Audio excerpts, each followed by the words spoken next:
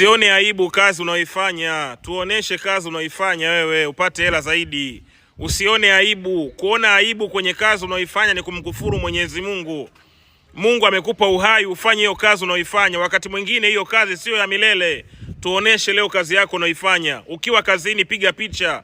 Unaweza ukapata kazi zaidi au ukakosa kazi zaidi kwa sababu ya kuendelea kujificha. Usijifiche kama unafanya kazi yako, ioneshe kazi yako.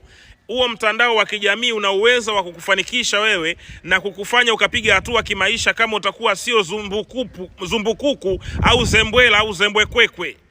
Wajinga wale namaanisha ambao hawataki kuonesha kazi zao katika jamii eti kisa wataonekanaje. Hakuna kazi mbaya wala hakuna kazi chafu. Kazi ni kazi, ni wakati tu unaweza ukafanya jambo kwa muda wakati Mwenyezi Mungu anakuandalia daraja na njia nzuri ya kufanya beta zaidi. Respect, share hii video.